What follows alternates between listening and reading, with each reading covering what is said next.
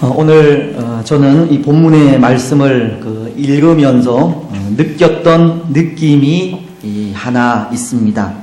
그것은 우리네 살아가는 삶은 그 자체가 고난이라는 겁니다. 때로 우리는 우리의 삶이 평안하기를 원하고 아무 어려움 없는 이 평탄한 삶을 원하지만 우리가 살아가는 삶은 그 자체가 고난이라는 것을 느끼게 됩니다. 무엇보다도 오늘 본문을 통해 고백하지 않을 수 없는 것은 우리가 사는 이 세상은 온통 이 고통뿐인 세상임을 고백하지 않을 수 없는데요. 왜냐하면 우리가 읽은 이 예레미야 4장은 예레미야 선지자의 네 번째 애가, 즉 예레미야가 네 번째로 기록한 슬픈 노래로 구절구절이 도저히 일어나서는 안 될 일들이 일어나고 있음을 전해주고 있기 때문입니다. 오늘 말씀은 예루살렘 성이 대적들에게 함락되고 난 이후 유대 땅에 찾아온 기근의 모습을 전해주고 있는데요. 먼저 1절로 4절을 요약하면 이렇게 요약할 수 있습니다. 유다가 광야의 잔인한 타조와도 같이 이 새끼를 돌보고 먹일 수 있는 젖이 없다는 겁니다. 유대인들은 광야의 타조가 자기 새끼들을 돌보지 않는 이 무관심한 동물로 생각을 했었는데 지금 유다의 딸들이 그렇게 자기 자녀들을 돌보지 않는 무관심한 부모라는 것을 전하는 겁니다. 특히 4절은 이렇게 말씀하지 않습니까? 젖먹이가 목말라서 혀가 입 천장에 붙으며 어린아이들이 떡을 구하나 떼어줄 사람이 없도다. 아이들이 이 배고파 죽어감에도 아무것도 해줄 수 없는 이 비참함을 말하는 겁니다. 그리고 5절로 10절을 요약하면 이렇게 요약할 수 있는데요. 맛있는 음식을 먹던 유다가 거름더미를 안고 있다고 하고 존귀한 자들도 그 토지 소산이 끊어져 아무것도 먹지 못해 그 가죽이 이 뼈에 붙은 고통을 말씀하고 있으며 부녀들은 자기 손으로 자기들의 아이를 삶아 먹기까지 기근으로 인한 고통이 있음을 말씀하고 있습니다. 지금 유다는 심한 기근으로 인한 고통을 당하고 있다는 겁니다. 그래서 그 고통이 얼마나 큰지 예레미야는 9절을 통해 이렇게 말을 합니다.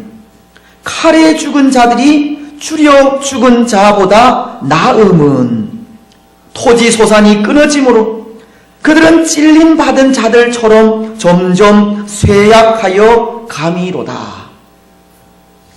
예레미야는 칼에 죽은 자가 굶어 죽은 자보다 더 낫다는 말을 하기까지 기근으로 인한 고통이 얼마나 극심한지를 전하고 있는 겁니다. 여러분, 기근의 고통이 얼마나 크면 굶어 죽는 것보다 칼에 맞아 죽는 것이 더 낫다는 말을 하겠습니까? 지금 유다는 우리가 상상할 수 없는 고통을 겪고 있는 겁니다. 그래서 예레미야는 네 번째 슬픈 노래를 부르며 나아가기까지 삶이 고통이라는 것을 전하고 있는 겁니다. 그렇습니다. 사실 우리 인생이란 그런 겁니다. 고난의 연속입니다. 욥기서는 5장 7절을 통해 이런 말씀을 하시는데요. 사람은 고생을 위하여 났나니 불꽃이 위로 날아가는 것 같으니라. 인생은 고생을 위하여 났다고 합니다. 그래서 어떤 분은 우리 인생을 고난 백화점이라고 부르기도 합니다. 이 백화점에 많은 물건이 쌓여 있는 것처럼 인생이라는 삶 속에도 다양한 고난이 쌓여 있다는 겁니다. 그리고 그 고난은 믿음을 가진 사람이건 믿지 않는 사람이건 상관없이 찾아오는 겁니다.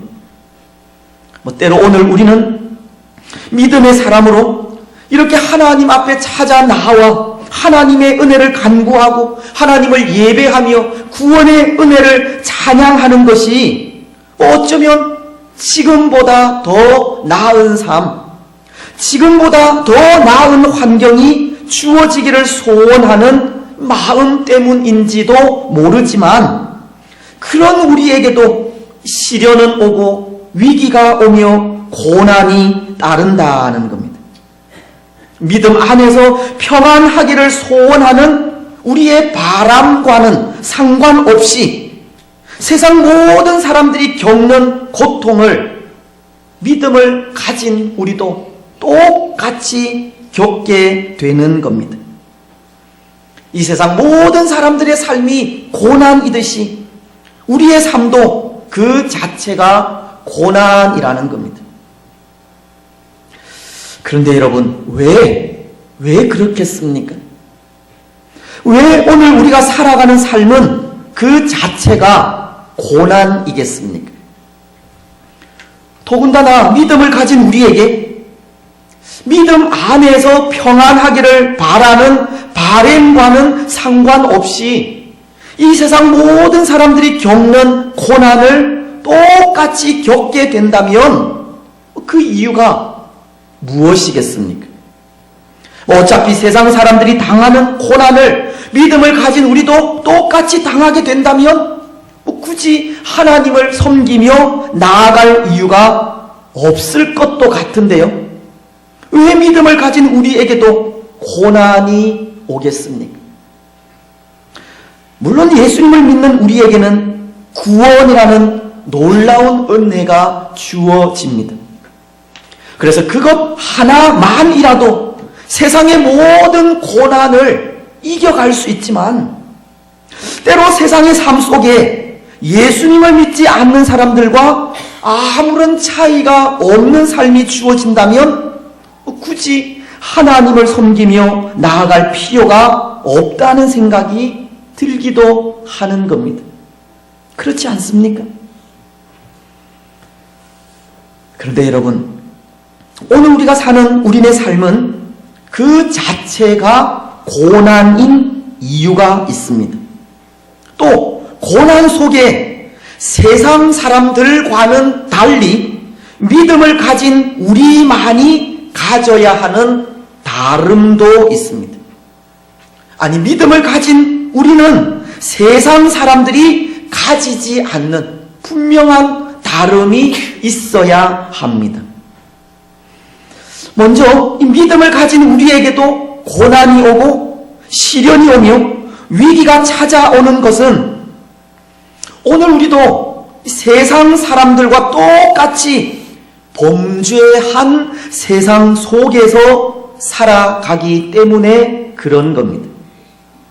오늘 우리가 사는 세상은 범죄한 세상이기에 믿음을 가진 우리에게도 위기가 오고 고난이 온다는 겁니다. 하지만 그럼에도 믿음을 가진 우리의 삶이 세상 사람들과는 달라야 하는 것은 이 삶의 자세에 있어서입니다. 범죄한 세상 속에서 오늘 우리도 세상 사람들과 똑같은 고통을 당할 수 있지만 고통을 대하는 자세가 세상 사람들과는 달라야 한다는 겁니다. 때로 세상 사람들은 삶의 시련과 위기와 고난 앞에 낙심하고 낭망하며 방황한다면 우리 믿음의 사람들은 삶의 위기 앞에서도 하나님을 의지하여 담대해야 하고 낙심하지 말아야 합니다. 세상 사람들은 자신이 해결할 수 없는 위기 앞에 편법을 쓰고 사람을 속이며 인간적인 방법으로 해결하려 한다면, 믿음의 사람들은 그럼에도 정직하게 하나님만 바라보고 하나님의 도우심을 구해야 합니다. 세상 사람들은 자신에게 다가오는 고난과 핍박에 삶을 포기하고 도망하려 한다면, 믿음의 사람들은 그 속에 담긴 하나님의 섭리를 기억하고 잠잠히 기다릴 줄 알아야 하는 겁니다. 믿음의 사람들은 시련과 위기와 고난 속에서도 하나님을 의지하여 결코 두려워하지 않는 다름을 보여야 한다는 겁니다. 그것이 믿음을 가진 사람의 모습이기 때문입니다. 어거스틴은 그가 쓴 신의 도성이라는 책에서 이런 말을 했는데요. 그는 고통과 섭리에 대해 말을 하면서 고통은 동일하나 고통을 당하는 사람은 동일하지 않다. 악한 사람은 똑같은 고통을 당하면서도 하나님을 비방하고 모독하지만, 선한 사람은 그 고통 속에서도 하나님을 찾으며 찬양한다. 사람의 문제는 어떤 고통을 당하느냐가 아니라 어떻게 당하느냐가 문제이다. 똑같은 미풍이 불지만 오물은 더러운 냄새를 풍기고 거룩한 기름은 향기로운 냄새를 풍긴다. 어거스틴은 고통 속에서도 하나님의 섭리를 고백하고 하나님을 의지하며 두려워하지 말라고 한 것입니다. 마치 찬송가 338장 1절의 가사가 내 주를 가까이 하게 함은 십자가 짐 같은 고생이나 내 일생 소원은 늘 찬송하면서 주께 더 가까이 나아가기 원합니다. 고통 가운데 늘 찬송하면서 주께 더 나아가기 원한다고 찬송을 하시듯, 고난 중에도 늘 찬송하며 하나님 앞으로 더 가까이 나아가기를 소원하는 삶이 믿음을 가진 사람들의 모습이 되어야 한다는 겁니다. 그렇습니다. 사랑하는 여러분, 오늘 우리는 범죄한 세상 가운데 살기에 이 세상 속에서 위기를 당할 수 있습니다. 시련을 당할 수 있고 고난을 당할 수 있습니다. 우리가 사는 세상은 범죄한 세상이기에 우리의 바램대로 평안한 삶을 살지 못할 수도 있습니다. 하지만 위기를 만나고 고난을 당할 때 믿음을 가진 우리는 하나님을 의지하여 담대해야 하고 두려워하지 말아야 합니다. 그럼에도 늘 찬송하면서 하나님 앞으로 더 가까이 가기를 소원해야 합니다. 우리가 사는 세상은 오늘 본문 속에 예레미야가 당하고 있는 고난처럼 살아가는 삶 자체가 고통일 정도로 고난이지만, 그럼에도 고난 속에 담겨진 하나님의 섭리를 깨닫고 하나님의 이끄심을 기대하며 그 앞에 순종하며 나아가야 하는 겁니다. 바로 그 삶이 믿음의 삶이기 때문입니다. 그리고 또 하나, 오늘 믿음을 가진 우리에게도 위기와 고난과 시련이 찾아온다면 그것은 하나님 앞에서 살아온 우리 삶의 잘못 때문에 올 수도 있다는 것을 생각하셔야 합니다. 하나님의 사람들이 하나님을 거역하고 하나님을 떠나 하나님 없는 삶을 살 때 고난당하고 삶의 위기를 맞이하게 된다는 겁니다. 오늘 본문 속에 유다가 그것을 보여주고 있는데요. 여러분, 오늘 본문 속에서 이 유다는 이 심한 기근으로 여전히 고난 가운데 있음을 전해주고 있지 않습니까? 그들에게 주어진 그 고난의 강도가 나날이 세워져 가고 있다는 것인데, 사실 유다의 이런 고통은 이미 예레미야서 21장 9절을 통해 예언된 말씀입니다. 예레미야서 21장 9절은 이렇게 말씀하고 있기 때문입니다. 이 성읍에 사는 자는 칼과 기근과 전염병에 죽으려니와 너희를 애워싼 갈대아인에게 나아가서 항복하는 자는 살 것이나 그의 목숨은 전리품 같이 되리라. 무슨 말씀이냐면 예레미야는 갈대아인, 즉 바벨론에게 항복하라는 하나님의 명령을 거역하고 애굽이라는 나라를 의지하려는 유다에게 칼과 기근과 전염병에 죽으리라는 예언을 하셨다는 겁니다. 이 유다가 하나님의 명령을 거역하면 반드시 징계를 받게 될 것을 예언하시면서 그 징계가 칼과 기근과 전염병으로 찾아온다는 겁니다. 그런데 유다는 불순종하였고 그 이후 그들에게 찾아온 고난이 지금 유다가 당하고 있는 고난인 겁니다. 다시 말씀을 드리면 지금 유다의 고난은 하나님의 명령을 거역한 것에 있다는 겁니다.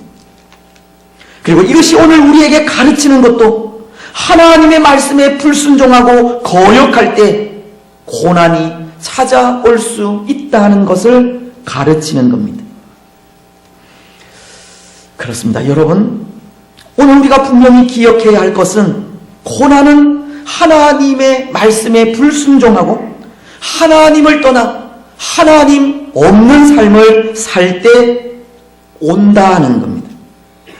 때로 우리는 범죄한 세상 속에서 살아가기 때문에 고난을 당하기도 하지만 믿음을 가진 우리가 하나님과의 관계가 바르지 못할 때 고난이 올 수 있다는 것을 기억해야 하는 겁니다. 오늘 우리가 하나님을 무시하거나 두려워하지 않을 때 고난은 찾아옵니다. 오늘 우리가 말씀 안에서 진실한 삶을 살지 않을 때, 또 교회로서 교회의 사명을 제대로 감당하지 못할 때 고난은 찾아오는 겁니다. 구약 성경인 룻기서를 보면 엘리멜렉, 즉 하나님은 나의 왕이라는 이름을 가진 한 가족이 하나님의 품을 떠나 이방 나라로 도피하는 슬픈 이야기를 기록하고 있는데요. 하나님의 땅인 유다 베들레헴에 흉년이 들었기 때문입니다. 룻기서 1장은 1절을 통해 그 상황을 이렇게 말씀을 하십니다. 사사들이 치리하던 때에 그 땅에 흉년이 드니라. 유다 베들레헴의 한 사람이 그의 아내와 두 아들을 데리고 모압 지방에 가서 거류하였는데, 그런데 여러분, 성경은 이 베들레헴에 든 흉년을 고난으로 이해하고 있습니다. 하나님의 백성들이 하나님을 떠난 것에 대한 하나님의 징계가 흉년으로 찾아오게 되었다는 겁니다. 왜냐하면 이 시대는 사사시대로 사사시대의 특징에 대해 사사기서 21장 25절은 이렇게 기록하기 때문입니다. 그때에 이스라엘에 왕이 없으므로 사람이 각기 자기의 소견에 옳은 대로 행하였더라.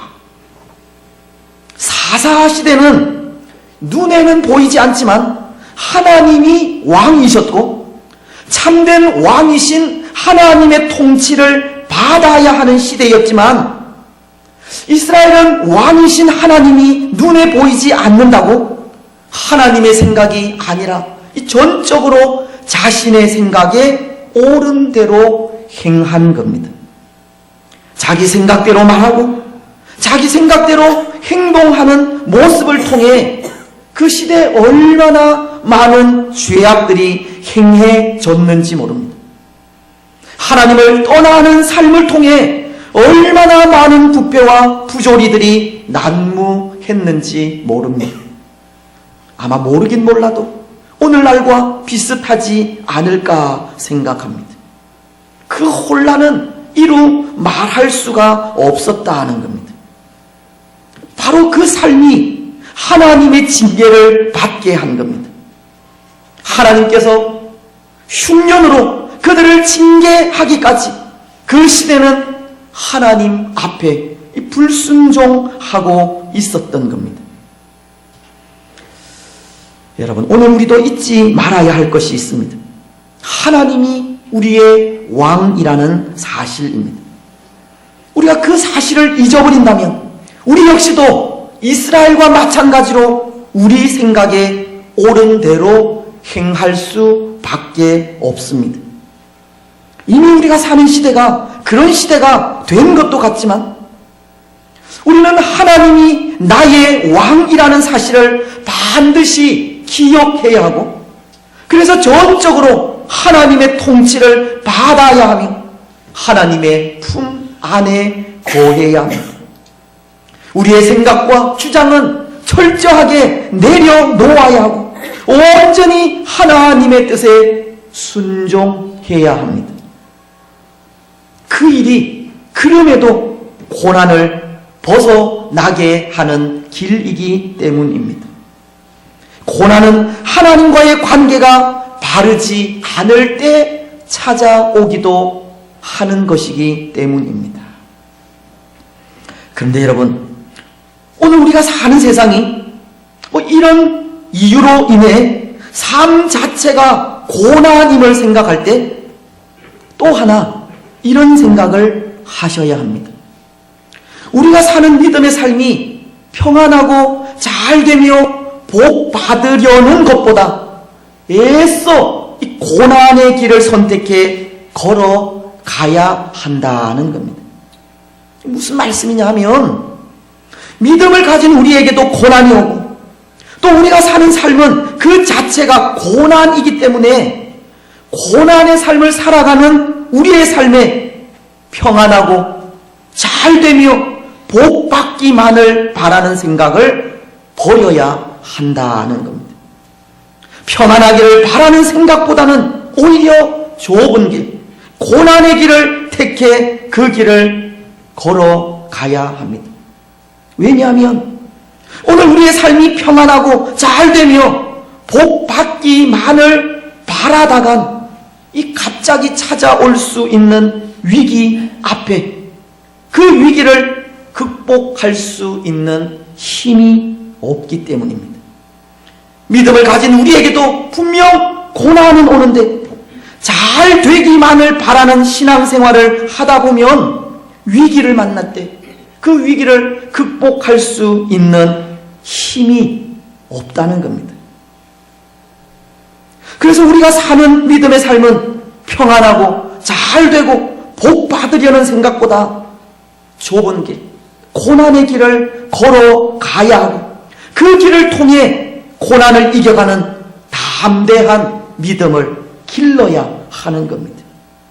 그리고 그 길, 그 좁은 길, 고난의 길을 통해 그리스도인으로서의 야성을 길러야 하고 그리스도인으로서의 야성을 통해 그 어떤 위기와 시련 속에서도 흔들리지 않는 참된 믿음의 사람이 되어야 하는 겁니다. 여러분, 사실 오늘 우리 믿음의 사람들이 그렇지 않습니까? 삶에 위기가 오고 고난이 오면 그것을 이기지 못합니다. 그 위기를 극복할 힘이 없습니다. 저는 그것을 그리스도인으로서 야성을 잃어버렸다 것으로 표현을 하는데요.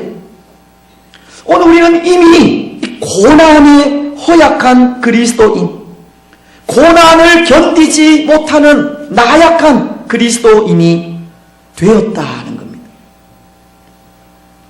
그런데 그것이 다른 것에 이유가 있는 것이 아니라 생각합니다. 오늘 이 땅의 교회가 잘못 가르친 것이 많기 때문입니다.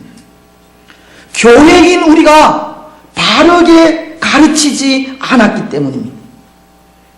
교회가 잘 되는 것만 강조했고 세상적인 복만을 원했기 때문이며 위로와 평안만을 빌었기 때문입니다. 물론 위로가 필요할 때도 있습니다. 평안도 필요합니다. 하지만 매일같이 쓰러지고 넘어지는 자들에게 위로만 전한다면 그것은 약이 아니라 오히려 독이 됩니다. 또 기도하지 않는 자들과 예배하지 않는 자들에게 평안을 빈다면 그것은 그들을 평탄한 길로 인도하는 것이 아니라 그릇된 길로 인도하는 것이 되는 겁니다.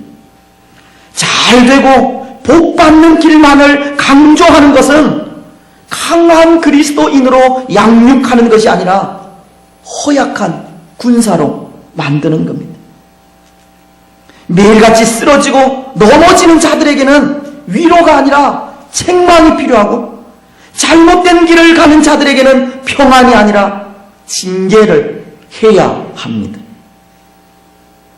오늘 교회는 잘못 가르친 것이 많았다는 겁니다. 오늘 교회는 성도들로 하여금 좁은 길을 걷게 해야 하고 고난의 길을 걷게 해야 하며 굽은 길을 걷게 해야 합니다. 그래야 그것을 통해 강하고 담대한 그리스도인으로 자라가게 되는 것입니다. 여러분, 예수님께서 이 세상에 오신 이유가 무엇입니까? 우리에게서 영광과 존귀와 찬양을 받기 위해서입니까? 결코 아닙니다. 십자가를 지고 죽기 위해서입니다. 우리를 대신하여 고난 당하시기 위해서입니다. 이사야서는 53장 4절로 6절을 통해 이렇게 말씀을 하시는데요. 그는 실로 우리의 질고를 지고 우리의 슬픔을 당하였거늘 우리는 생각하기를 그는 징벌을 받아 하나님께 맞으며 고난을 당한다 하였노라. 그가 찔림은 우리의 허물 때문이요 그가 상함은 우리의 죄악 때문이라. 그가 징계를 받음으로 우리가 평화를 누리고 그가 채찍에 맞음으로 우리는 나음을 받았도다. 우리는 다 양 같아서 그릇 행하여 각기 제 길로 갔거늘 여호와께서는 우리 모두의 죄악을 그에게 담당시키셨도다. 예수님은 만왕의 왕이시고 만주의 주이시지만 벌레만도 못한 우리를 위해 사람의 몸을 입고 죽기까지 하신 겁니다. 예수님은 영광과 존귀와 찬양을 받기 위해 이 땅에 오시지 않았습니다. 하지만 오늘 우리는 평안하고 넓은 길로만 다니려고 합니다. 영광과 존귀를 받으려고 합니다. 고난의 길을 가지 않으려고 한다는 겁니다.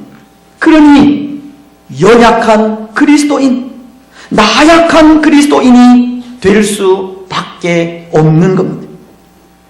위기 앞에 넘어질 수밖에 없고 고난 앞에 두려워할 수밖에 없습니다. 하지만 여러분, 오늘 우리는 강하고 담대한 그리스도인이 되어야 합니다. 모든 고난을 견디고 이길 수 있는 강한 주의 군사가 되어야 합니다. 우리는 좁은 길을 걷는 것을 두려워하지 말아야 하고 책망과 징계받는 일을 싫어하지 말아야 합니다.